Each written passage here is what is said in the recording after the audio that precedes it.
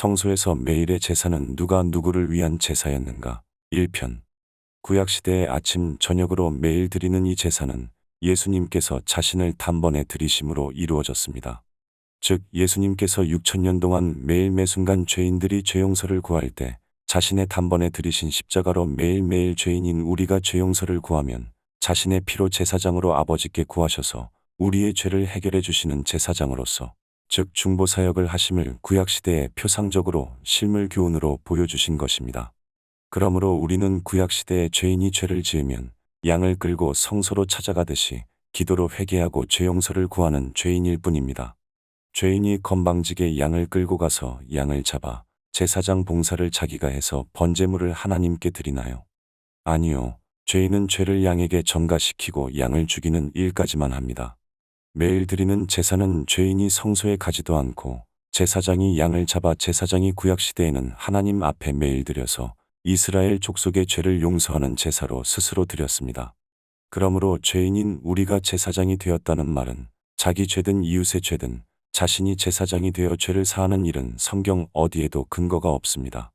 즉 자기 죄든 이웃의 죄든 제사장이요 대제사장이신 예수님께 구하여 죄인이 은혜를 구하는 일 외에는 할 수 있는 게 없습니다.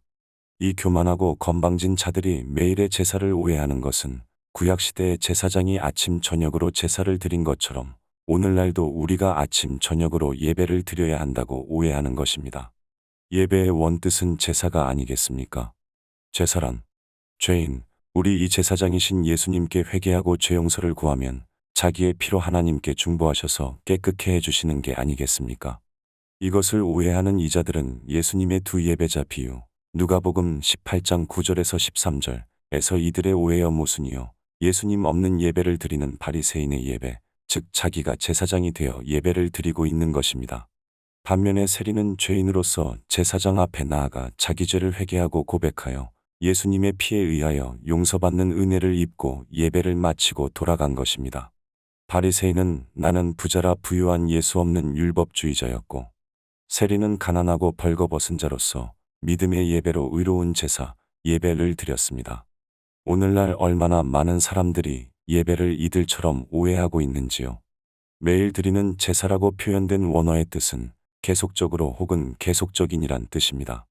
즉 예수님께서 제사장으로 또 대제사장으로 인류의 구원을 끝내시는 날까지 봉사하신다는 내용을 구약시대에 알리시기 위하여 매일 아침 저녁으로 제사를 계속 드리도록 하셨던 것입니다. 성경을 오해하고 곡해하면 3000% 빠지는데 박영호 씨, 백향목 씨, 가짜 새천사의 기별이란 자들이 그런 경우가 된 것입니다.